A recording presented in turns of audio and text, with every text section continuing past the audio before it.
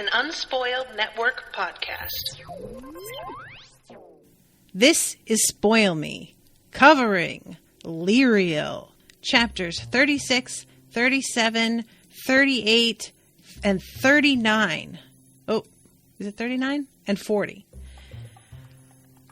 In these chapters, this is very exciting. This was probably the first time in these books that I really was like, I can't believe that I have to stop reading right now, because I didn't expect for stuff to go quite as hard and as quickly as it has. I'm into it.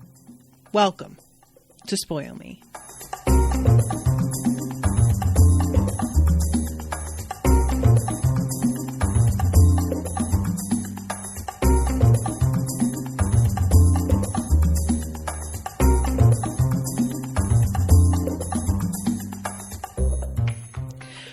Welcome to the show, everybody. I am Natasha.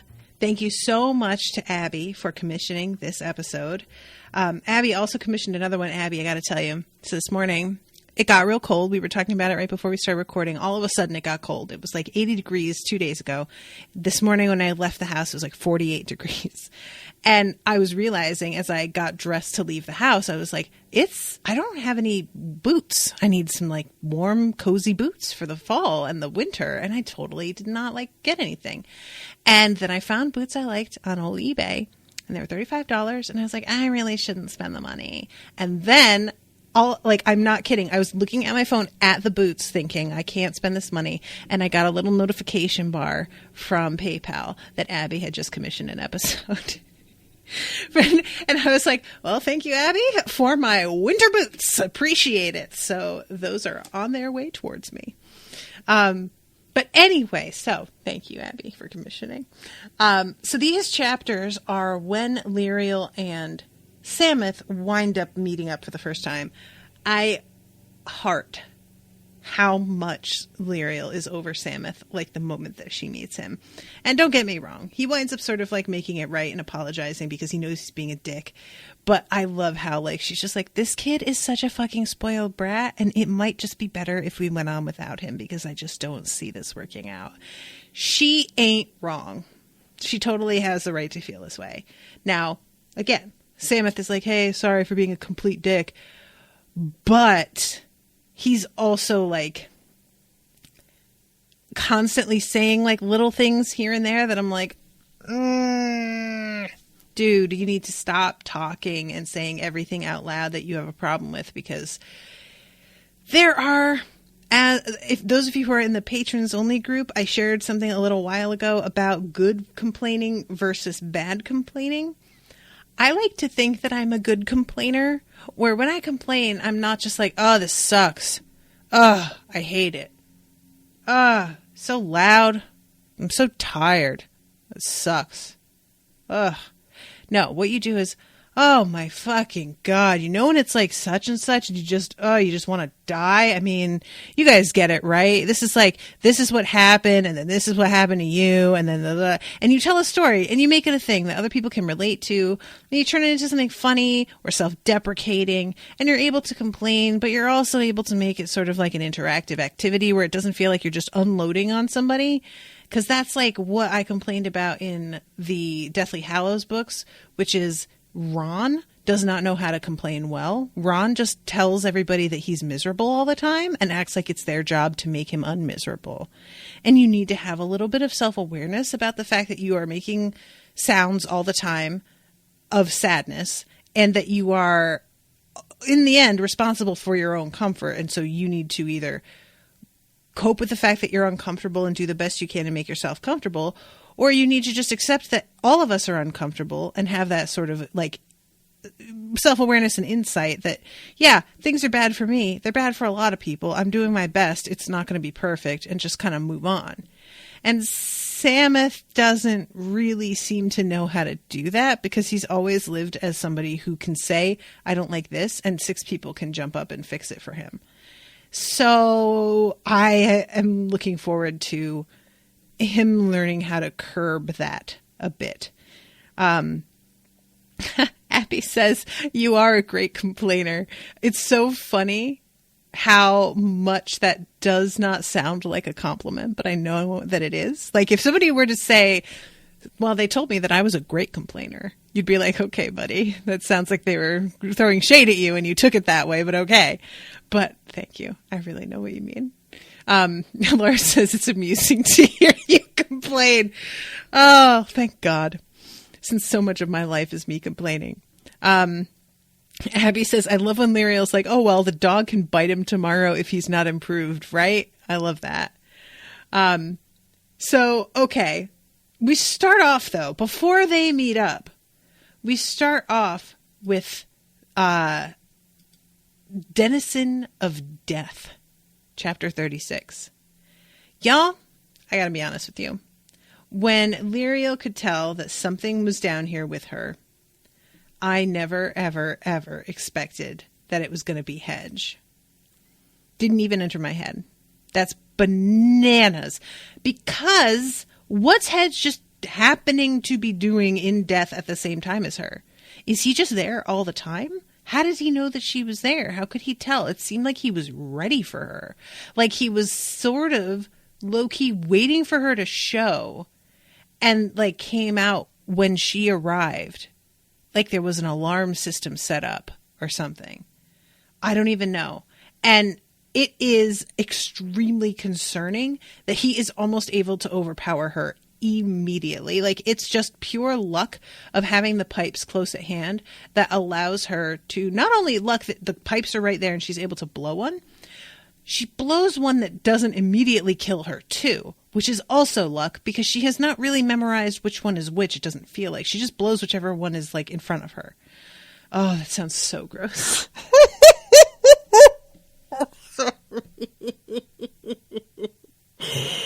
Oh, and then I was about to be like, not like that. It was a pipe. And then I was like, that's not better.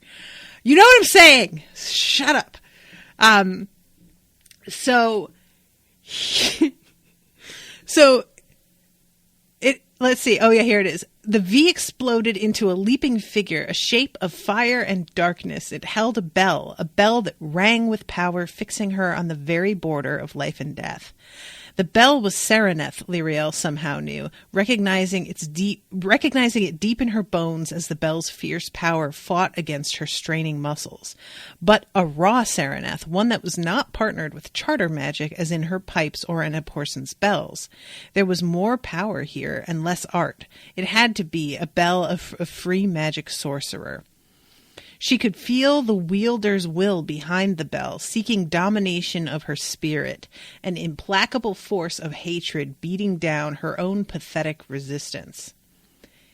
Yikes! Now Lirael saw the wielder clearly, despite the steam that eddied around his body as if he were a hot iron plunged into the river. Yo, like... that's kind of baller, though. I'm not going to lie. Like, this guy is steaming.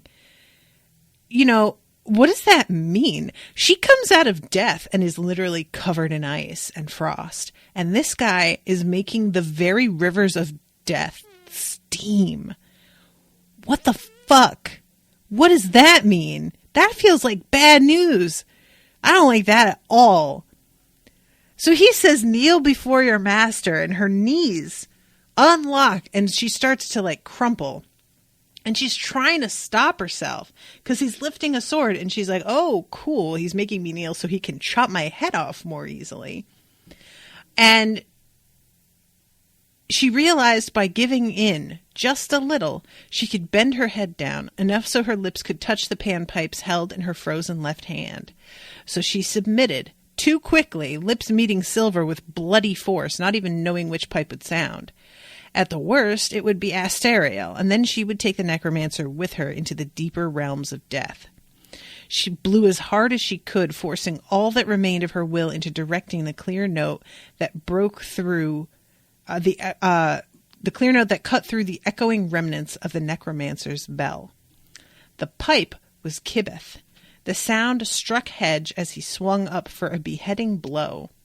It caught his feet with joyful trickery, spinning him around completely. His sword stroke swung wide, high above Lirael, and then Kibith was walking and dancing him like a drunken fool, sending him cavorting towards the first gate. Now, guys, that is so undignified. Kibith is the walker bell, controls movement. It is able to give and take away the freedom of movement, right? Which one is Sereneth again? I'm going to look it up. Sereneth. Bind the dead to their will and is the favored bell of the Abhorsens. It can be used to command spirits back into death. It's the binder. So why was he using Sereneth on her and not Kibith, if Kibith is the thing that controls your movement? Like, Kibith, she's able to make him run away, but, to make her do what he wants. So he's like binding her to him. I'm thinking that only works on the dead, but I guess not. It is one of the most commonly used bell of the Abhorsens. Rung discordantly, it can also make the wielder's mind wander. And let's see. Yeah, it says to bind the dead to their will, but it's just a binder, period. So they tend to use it to bind the dead to their will, but it can be used on a living. Okay, gotcha. So she uses Kibith to make him dance away. I'm sorry, guys. Is that the most hilarious thing you've ever heard? This motherfucker comes swooping out of the water, steaming, screaming, blackened and fiery with his fucking sword, and is about to attack her, and then all of a sudden fucking just starts tap dancing away. Like, really? I mean, that is so insulting. I love it. It's so belittling. Like, he's doing this whole thing, and then it is just like da da da da da da. Like, I could not stop laughing when I was reading that. I was just like, that is just so undignified. Yeah, even surprised by Kibith, his will and Sereneth fought to hold Lirael. Her arms and legs felt like clumsy sacks of earth, the river like quicksand. So finally, she manages to get out of death back into life, but she can hear him yelling, "I know you, you cannot hide." And she's thinking about it later, like wondering, does "I know you" mean like he's seen her face now and he will be able to recognize her later? Does "I know you" mean that he really knows who she is? Like, there's a lot of meanings behind that. None of them are good, but she's just very puzzled at the whole way this went down. And of course, the dog is out there like, what the fuck was that? I told you that I should have stayed. God damn it, you made me wait out here like a doof. And she's like, I love this. She knew the necromancer couldn't follow her back here. He would have to return to his own body in life. Unfortunately, her little Kibith pipe wouldn't have walked him far. He was easily powerful enough to come back and send dead spirits through to pursue her, the bodiless ones. He'll send something after me. We've got to get out of here. Now, that just seems so unfair.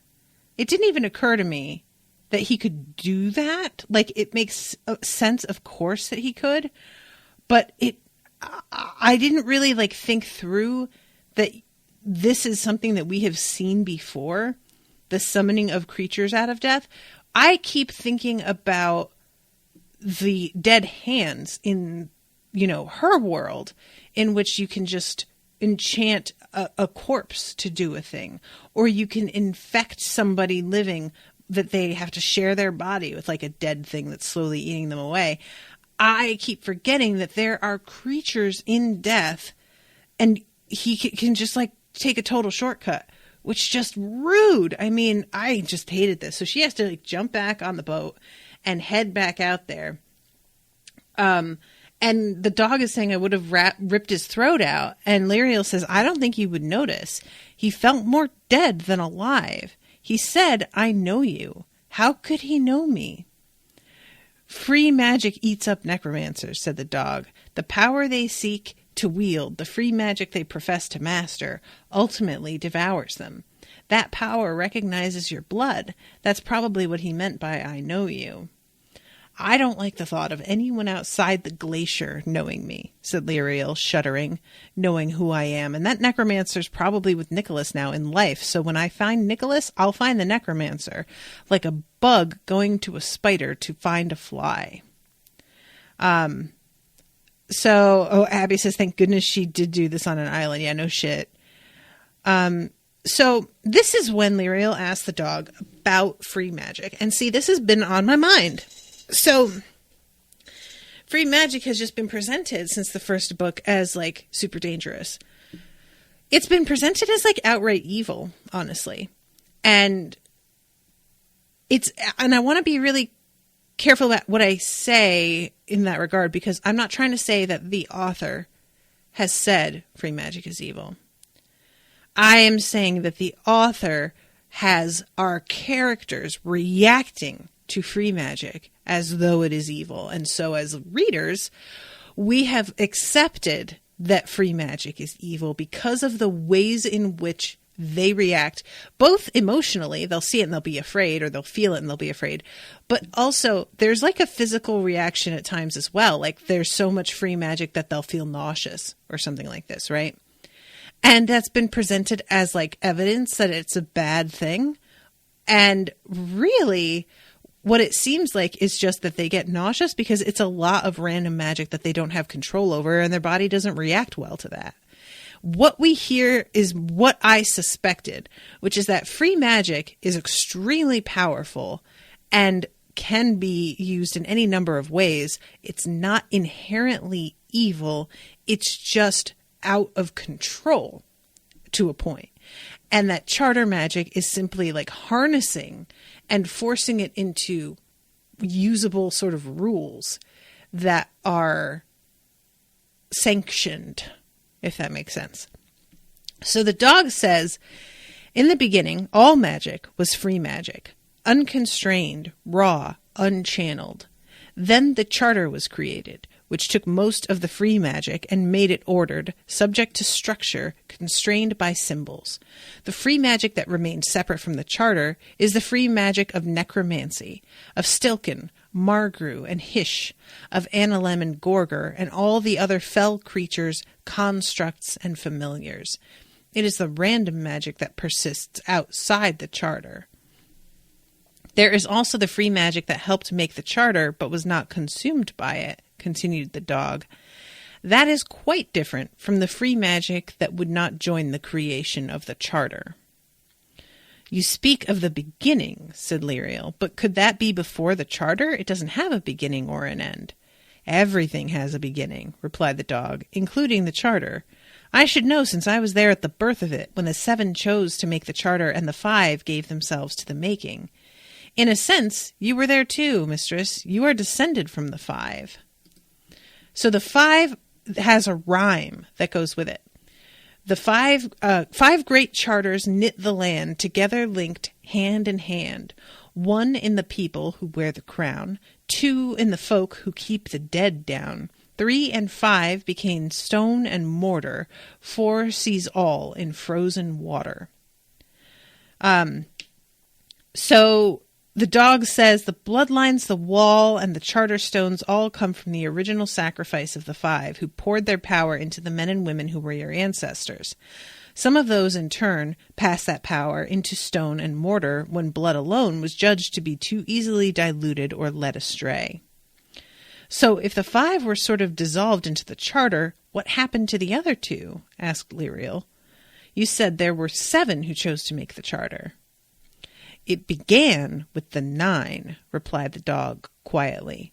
9 who were most powerful, who possessed the conscious thought and foresight that raised them above all the tens of thousands of free magic beings that clamored and strove to exist upon the earth. Yet of the 9, only 7 agreed to make the charter. 1 chose to ignore the 7's work, but was finally bound to serve the charter. The 9th fought and was barely defeated. That's numbers 8 and 9. This would be much easier to understand if they had names instead of numbers. Anyway, you still haven't explained what happened to 6 and 7. Why didn't they become part of the Great Charters? They put a great deal of their power into the bloodlines, but not all their being, replied the dog. But I suspect they were perhaps less tired of conscious individual existence. They wished to go on in some form or another, and I think they wanted to see what happened. And the 7 did have names. They are remembered in the bells and in the pipes you have in your belt. Each of those bells has something of the original power of the 7 that existed before the charter. So, at this point, Lirael says, you're not one of the 7, are you? To which the dog says, I'm the disreputable dog, just a leftover from the beginning, freely given to the charter, and I'll always be your friend. To which I'm like, dog, you're not really answering the question, are you? Like, that really wasn't, but okay. So what I'm feeling is that Hedge is one of these 9, probably, right? Like, the way that this goes feels like... so let's see. 9 who were most powerful, who possessed conscious thought and foresight that raised them above all the tens of thousands, yada, yada, yada. 1 chose to ignore the 7's work, but was finally bound to serve the charter. The 9th fought and was barely defeated. What does defeated look like? Could this be the 9th? Could this be the 7th that was bound to serve, but then like broke free somehow? Could that be? What about the others that have not given themselves over and just wanted to see what happened? Like, maybe he's one of those, but I do not doubt that he's one of these people. So the dog sniffed the air, trying to get more of the scent that had come back from death with Lirael, a disturbing scent, one the dog hoped was purely from her own imagination and long memory, because it was not the smell of just one human necromancer, no matter how powerful. It was much, much older and much more frightening. So, yeah, do not care for that. So they're riding the river here and just kind of spacing out a little bit. Lirael's talking about the fact that she saw her parents and doesn't really want to talk about it. And Lirael at this point is thinking, she says, "You are my family," to the dog. And she thinks to herself, the dog really was her only family, even more than the Claire she had lived with all her life. They had shown she would never truly be one of them, though... They had shown she would never truly be one of them, she thought, as she tightened her headscarf, remembering how the silk had felt against her eyes. Families did not blindfold their own children.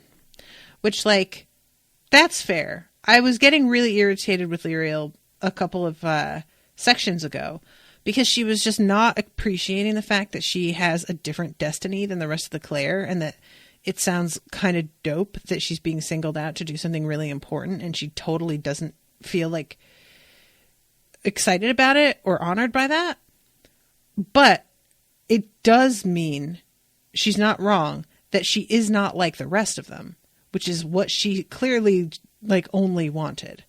So I wish that she could like come to terms with that and be okay with that. And maybe this moment is like the first step towards coming to terms with that.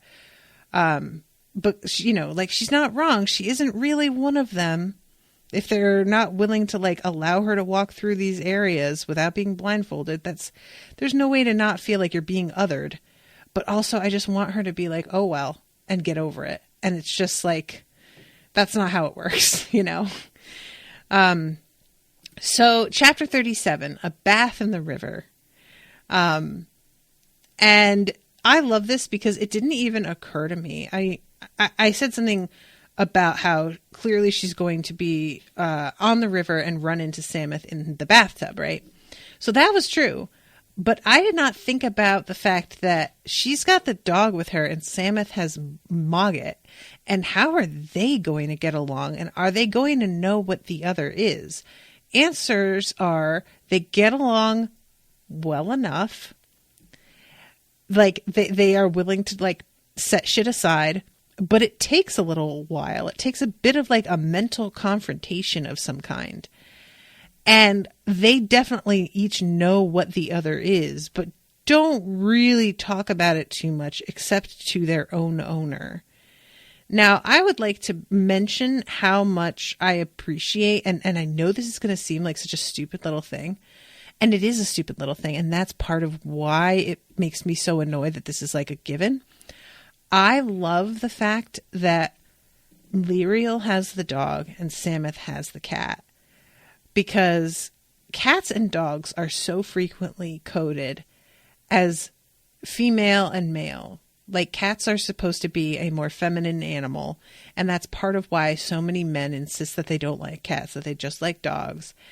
And frequently, if you've got characters with pets, the boy has the dog and the girl has the cat.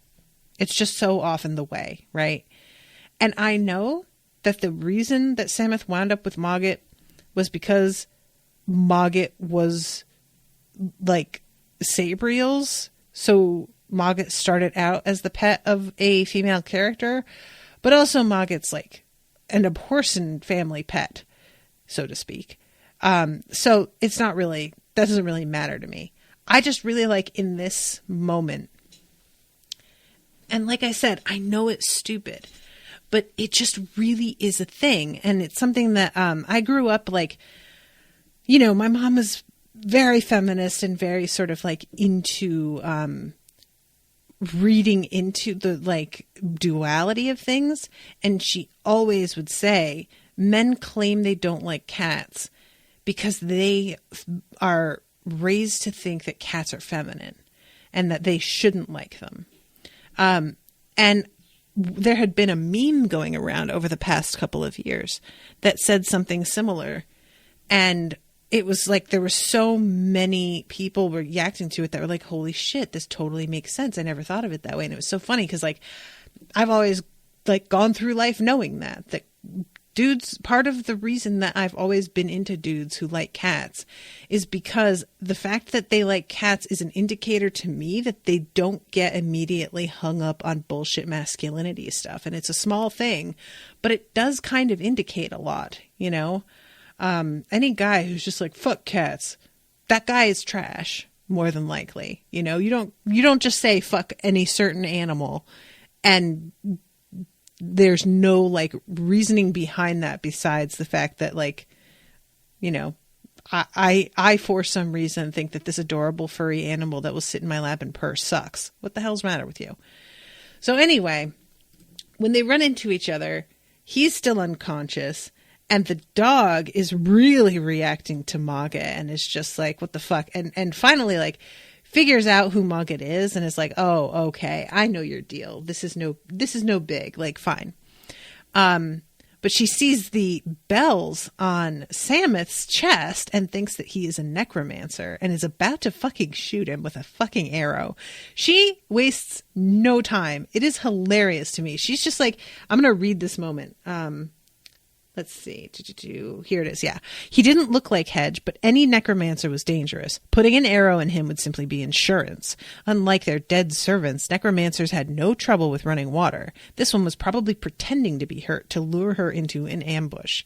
Like, listen, she's thinking.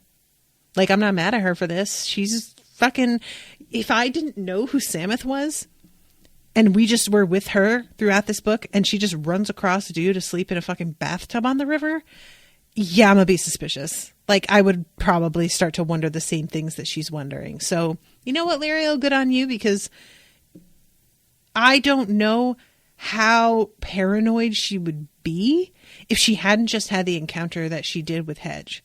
That changes all of it, right? Like, I feel like that really got it across to her what the stakes are. And she's just like, oh shit.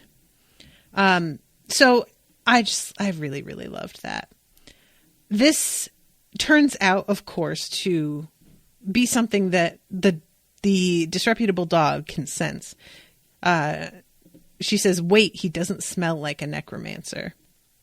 As the arrow arced downward to plop into the water well past the tub, a small white cat emerged, climbed onto his chest, and yawned. This provoked an immediate response from the dog, who barked furiously and lunged at the water. Lirael only just managed to drop her bow and grab the hound's tail before the dog went over the side. The dog's tail was waving happily at such a speed Lirael had difficulty hanging on to it. Whether this was actual friendliness or excitement at the prospect of chasing a cat, Lirael didn't know. So, okay. Is Mogget one of the 9? Is he the one that was, like, finally defeated? Is that what defeat looks like? Being forced into a collar and made to serve the Abhorsens? Like, that's rough. Because if it were defeat and you just are killed, then you're done. But if you're defeated and forced into, like, eternal, like, servitude, that's really rough. That sucks. Excuse me. So finally, Sameth wakes up at all of this commotion. And immediately is like, that's one of the Claire's boats. Did you steal it? And Lirael is just disgusted.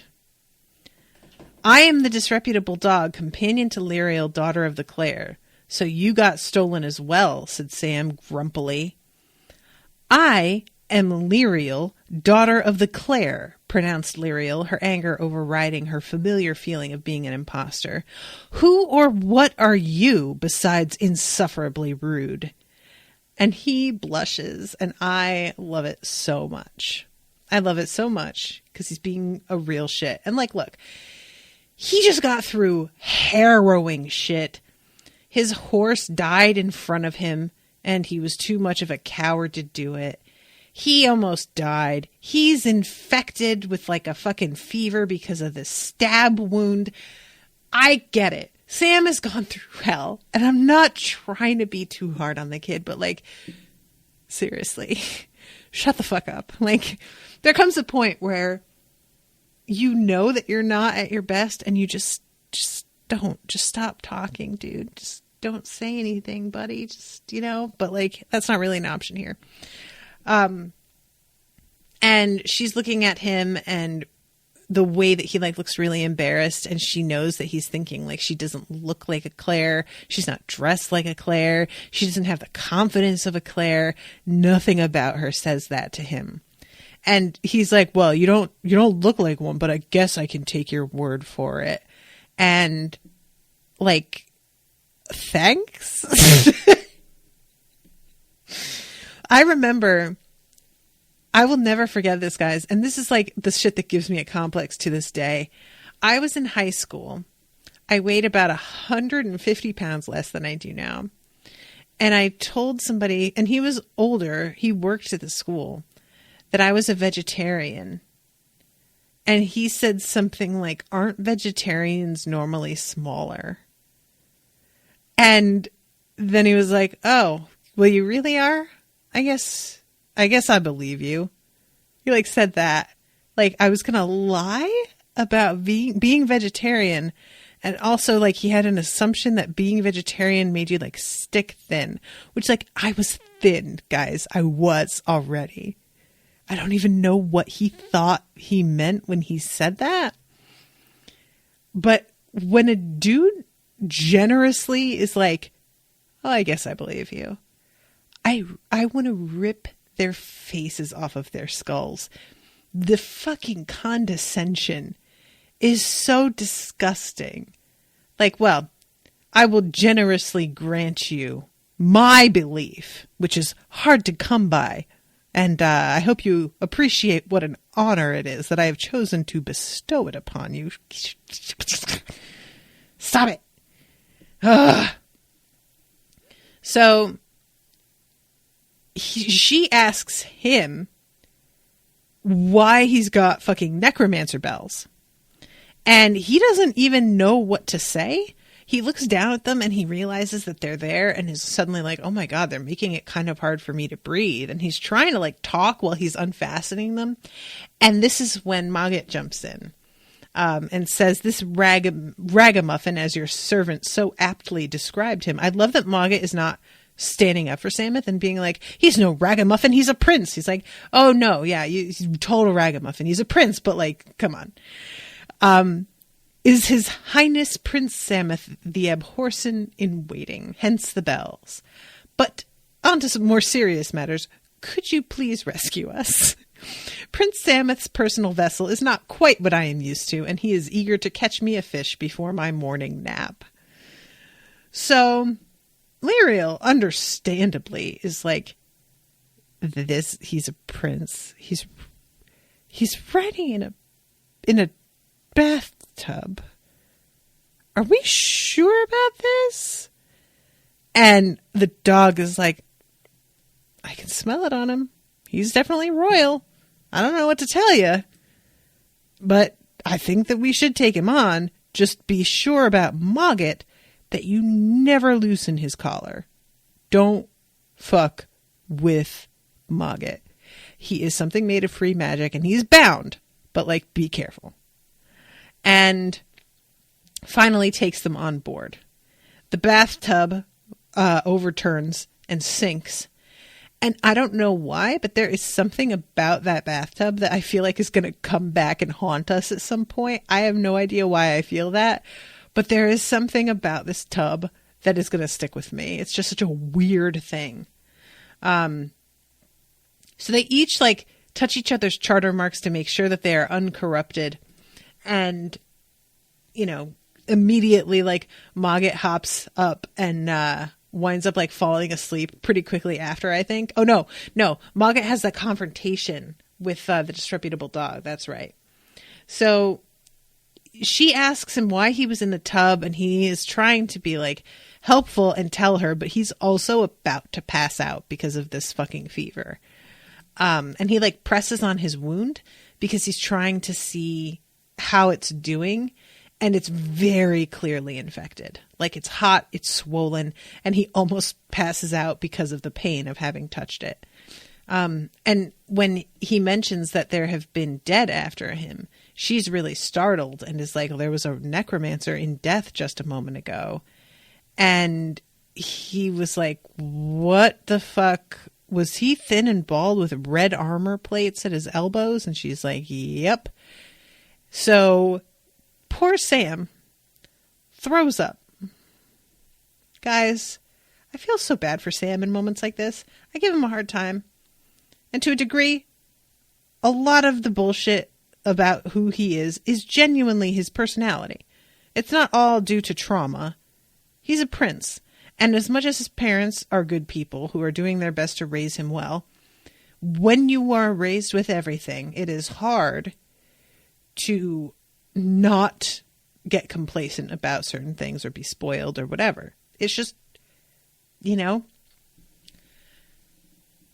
But moments like this, where he like throws up in reaction to realizing that this dude is around again, remind me that like he really went through it with that. That was fucked up. So he was like, you went into death? I didn't think the Claire did that. And she's like, well, I'm not really a regular Claire. I'm a remembrancer. I had to find out something in the past. And they're in the middle of talking about this. And finally the dog is like, dude, you need to stop talking and let her deal with this wound that's festering. And then we can talk about this. But you need to rest because you are about to fucking conk out and die on our deck. Like, we can't have this. And he asks her, did he burn you too? No, replied Lirael, puzzled. Who did he burn? Now she was confused, but Sam didn't answer. His eyelids fluttered once, then closed. So, next chapter, 38, The Book of the Dead. Sam sleeps for like an entire day, and then they are able to talk about what was going on, and Nicholas, and the fact that Lirael like saw his friend, all of this. I guess he hasn't been in the kingdom for that long, but I would think he would have made it to the Red Lake by now. And the digging you saw might have started without him. The dead in the blue caps and scarves must be Sutherling refugees, the ones who came across the wall more than a month ago. We have to send a message to Elamir and get my parents back from Ancestiere. Only then there's the Sutherlings to worry about, and maybe Mother could come back and Dad could stay there. And Lirael says, I think the Clare have already sent messages, but they don't know as much as we do, so we should send some too. And then they're talking about getting to the town that they're going to next and what they should do. And this is a little bit later on, but Lirael is like, I don't feel like I should stop and ask for help the way the Clare instructed me to. And I really like this because it's a combination of the dog being proud of her for putting this together, that probably, if the Hedge is this powerful, he's got people out in the regular world who are not dead that are working for him. But also, this is her going against the wishes of the Clare, which, like, they gave her instructions on what to do and she's not doing it. And I feel like that's real progress for her because she has been somebody who, like, wanted so much to get their approval that I think choosing to go with her gut instead is, you know, I say that and now I'm thinking about it and I'm like, well, she's went with her gut with, like, exploring all of the library that she wasn't supposed to be in and stuff. So clearly breaking the rules or doing things that she's not supposed to do is not a problem for Lirael. But I guess because this is like an official quest that she's been sent on, it feels different to me than just her daily chores as a librarian, you know? So she says the necromancer Hedge must have got hold of him while we were at the perimeter. I never actually saw Nick after that. We just exchanged letters. Oh, no, sorry, this is Sam saying this. I guess I'll just have to keep trying to find the dumb bastard. He looked sick, said Lirael, surprised by the feeling of concern that rose in her from the memory. Sick and confused. I think the free magic was affecting him, but he didn't realize what it was. So he talks about for a minute how Nick never really believed in the magic. And, you know, they talk about Ancestier and the fact that it's like a place where magic doesn't exist and how strange that is. And it really is kind of funny that, like, you know, in Harry Potter, there are magical places that you can get to, but it isn't as if the magic doesn't work outside of those places. It's simply that there are places that you can go to that are more, that people are openly living as witches and wizards. And this idea of it being on a continent that is split in parts and it doesn't work in this part, but it does in that part is really interesting. And I'm sure that this isn't the only book to do this, but I just find it kind of like wild. And the fact that, like, there isn't any way to, like, go to the old kingdom and, like, film yourself doing magic and then send it back to Ancestier and be like, no, see, magic is real. All you can do is rely on people who tell you about shit that they ran into. And that's all word of mouth, and there's no real reason to believe those stories. So it's just such a weird situation. So yeah, it would be stupid to just tie up at the Cure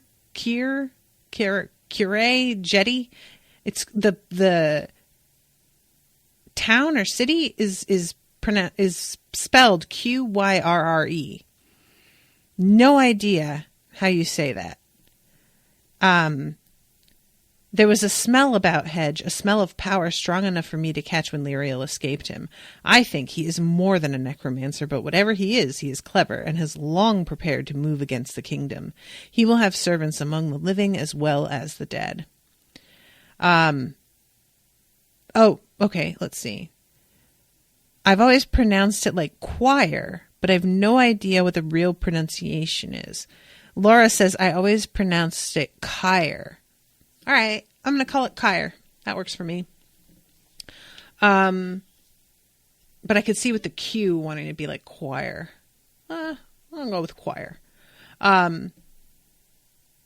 We can't go to choir. I was thinking we should go to the house, Abhorsen's house, I mean. I can send message hawks from there, and we can get stuff for the journey. Male hauberks, a better sword for me. And it would be safe, said the dog, with a penetrating look at Sam. Sam looked away, unable to meet the dog's eyes. Somehow she knew his secret thoughts. Half of him said he would have to go on. Half of him said that he couldn't. He felt sick with the tension of it. Wherever he went, he could not escape being the Abhorsen in waiting, and all too soon he would be shown to be an imposter. They both have real bad imposter syndrome, guys. They need to, go through therapy together. They both are, dealing with imposter syndrome and a lot of self-pity and just, both dealing with a lot of shit.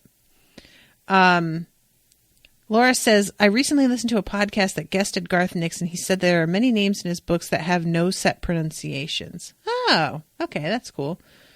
Yeah, sometimes it does feel like, not so badly with this book, but with some books, they just literally pour Scrabble tiles out, and they're just whatever order they fall into, that's the name of this city or whatever, this person, this bridge. So they're talking about going to the Abhorsens, and Lirael's like, oh, that's a good idea. Are there any horses at the house? I can't ride, but I could wear a charter skin while you... And Sam interrupts and says, my horse is dead. I don't want another one. And gets up and walks away. And Lirael is just not understanding precisely what happened, I guess. And she just is this spoiled fucking brat. And the dog is look, he's going through some shit. He'll be better tomorrow, and he'll get better day by day. And she's like, yeah, well, he fucking better, basically. And if the Abhorsen and the king are correct about Hedge's plans, nowhere will be safe. All who bear the blood must defend the charter. Oh, dog, why is everything so difficult? It just is, said the dog, woofling in her ear. I love that word, woofling. But sleep will make it easier. A new day will bring new sights and smells. So then comes this moment where Sameth is just I'm sorry. I know I was an asshole. Here's a frog to help deal with the flies. I apologize. I made it for my mother, said Sam, self-pity evident in his voice. That's about the only thing I'm really good at, making things. And then he talks about his horse and that Mogget had to kill her because he just didn't have it in him to do. I should have done it, but I was afraid of death. I always have been. And Lirael tries to be comforting and be like, well, you're tired and you're hurt and, but it's obvious that she's a little shocked that he's saying this. And Sam is like, were you afraid when you went into death? And she's like, yeah, but I also just did what it said in the book. And he asks what book and says the Book of the Dead. And that's not the book that she read, but she becomes kind of enraptured with this idea and asks him if she can see it. And she winds up staying up half the night reading the thing. He says something like, it's so bloody unfair. I never asked to be the Abhorsen. I never asked for my mother to walk away from me when I was 5, or to be a Clare without the sight, thought Lirael. He was young for his age, this Prince Sameth, and as the dog had said, he was tired and wounded. Let him have his bout of self-pity. If he didn't snap out of it tomorrow, the dog could bite him. That has always worked on her. I love it. I'm not trying to say, guys, that I have not fallen prey to self-pity, because 100%, many, many, many, many times. But I think a lot of us are trained to sort of keep it to ourselves. When it's happening, we do it internally a lot. And it's always weird to be around somebody who is doing that shit out loud. It's embarrassing when you're somebody who is used to keeping it to yourself. It feels really embarrassing to watch. I've been around some people who, one of them was my ex-mother-in-law. She was really self-pitying, and it was the sort of thing that made me extremely uncomfortable because I was never really sure what kind of reaction she was looking for from me. Or I have a friend now who married a girl who's much younger, and she is not really familiar with how the world works, and she'll fall into this sometimes. with stuff that is really not a big deal. And I have to like restrain myself from being the grown up who's like, it could be a lot worse, sweetie. Get over it.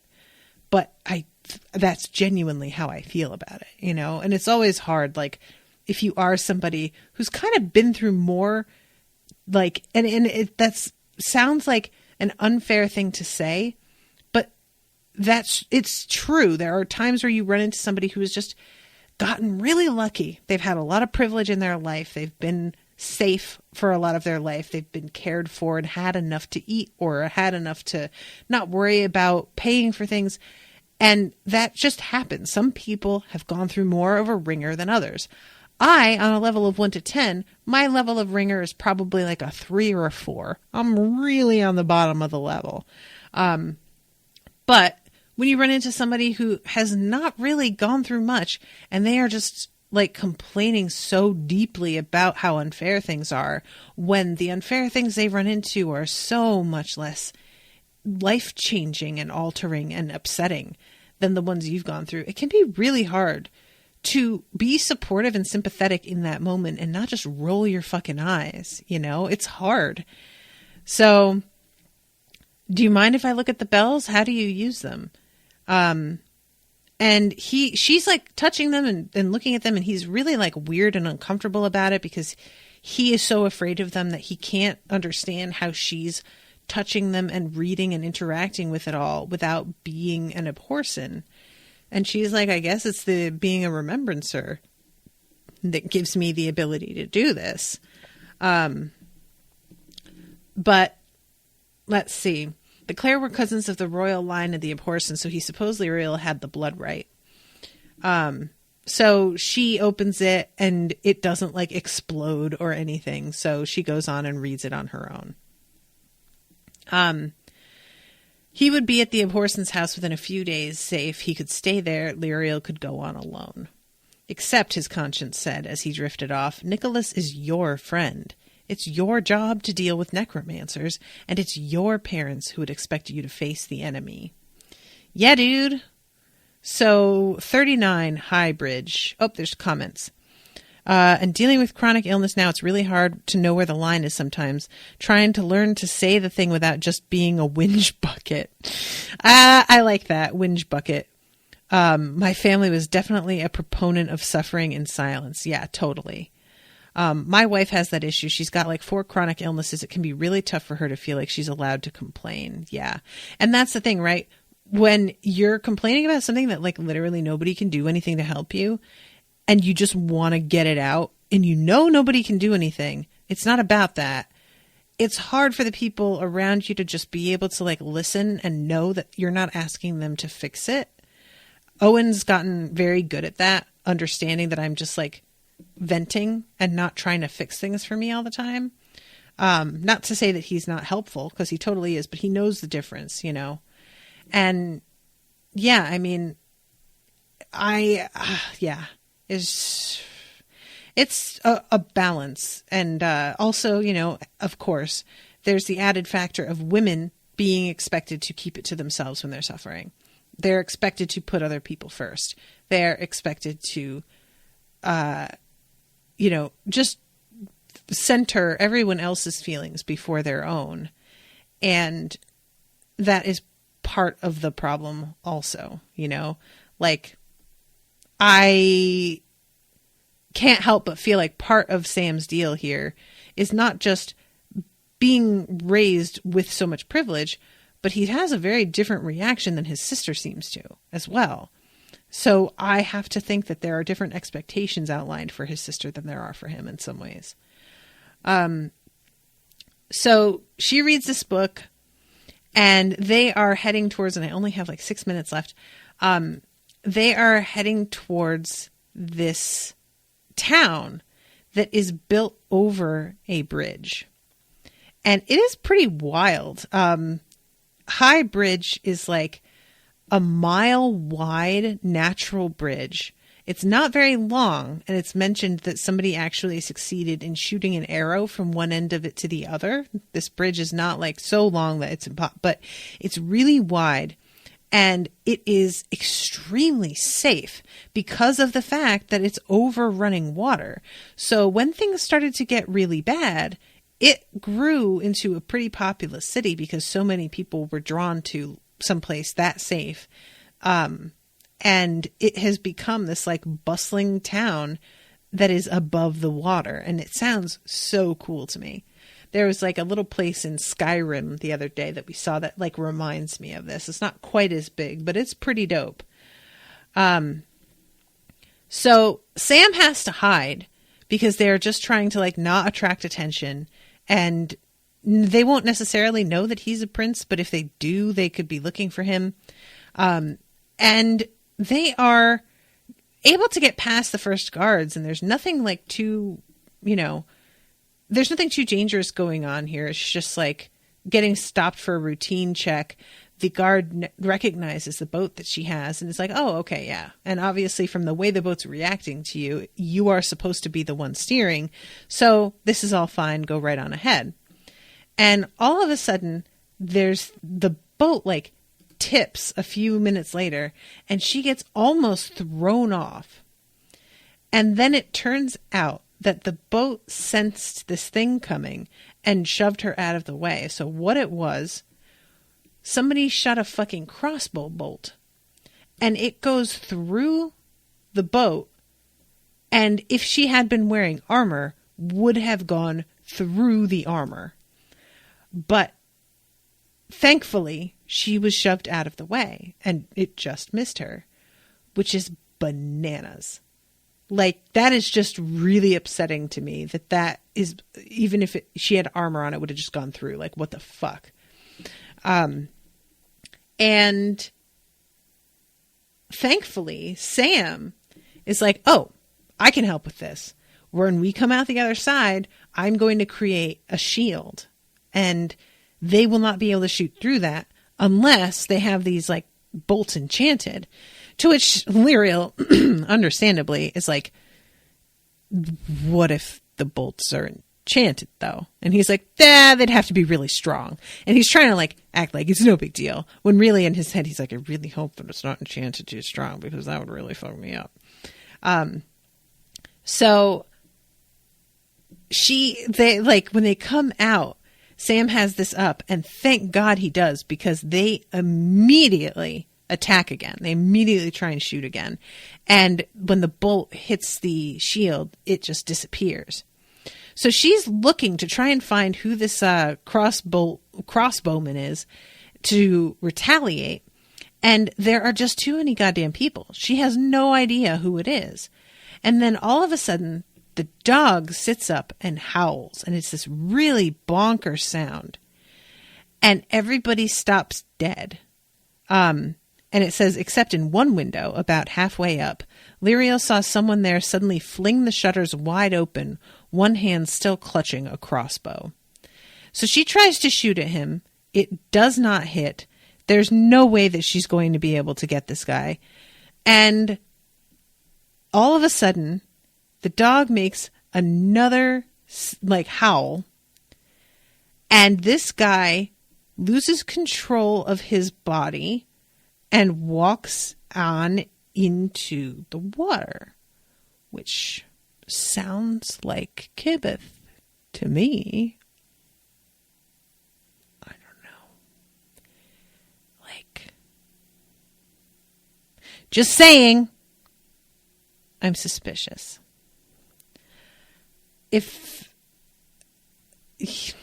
Look, I'm just saying, that sounds like something important.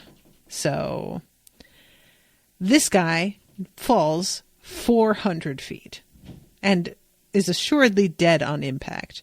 That does not mean, as we must keep in mind in this universe, that just because he's dead that he is out of play.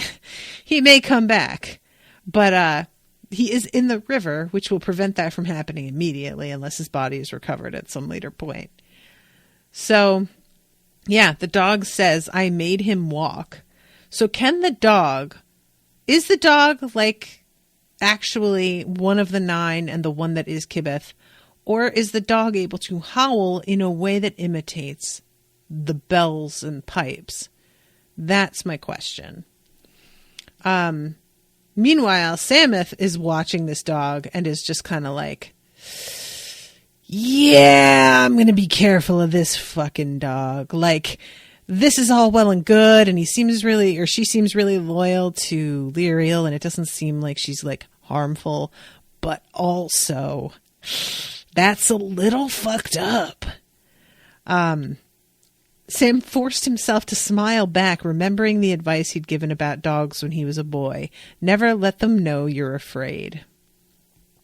So he goes to hide again, and there's too much water, and then it turns out when they look over that there's no reason for him to hide at this point anyway. Let's see. They're going to, oh yeah, right. I can probably raise a wind. This is not a brilliant plan, even by your mother's standards, commented Mogget. I don't think we have a choice. If even 2 or 3 of them belong to the enemy, they'll attack. If we can conjure up enough of a wind, we might be able to stay out of bow shot anyway. So, that is what they do. And the galley starts to try and intercept them, about to ram them with a metal battering ram that is like under the water. And that is where the chapter ends. And that's where I stopped reading, and I was really annoyed because I just wanted to know, like, are they going to ram them, or are they going to recognize them, or what is even going to happen? Is there even an enemy on that boat? Like, maybe they don't even need to worry, but we'll see. So yeah, guys, this was a really fun, I really enjoyed this. And I'm realizing that, like, if the whole deal is that Sameth is supposed to be the Abhorsen in waiting, the best thing for this guy is for Sameth to, like, get sick with fear and not want to learn anything. So that might be the objective of part of what he did to Sameth, is to just take him out of the running as far as being an Abhorsen at all, which is pretty fucked up. Abby says you should read to the end on the next session. It has the first chapter of the next book at the end, so it looks like there's more left than there is. Okay, well, I don't have the paper book anyway. I have the Kindle, so that doesn't usually... But you mean read to the end of the book, but don't read the first chapter of the next book, right? You just mean to the end of the book. Right. Okay. All right, cool. Damn, I can't believe that we're going to be at the end of the book already. That's crazy. All right, guys. Well, thank you all so much for listening. Thank you very much to Abby and Laura for hanging out and chatting with me on this. It's always fun. I appreciate you. And yeah, I'm looking forward. I think there's another episode next week, right? So I will be seeing you soon. Toodaloo, motherfuckers.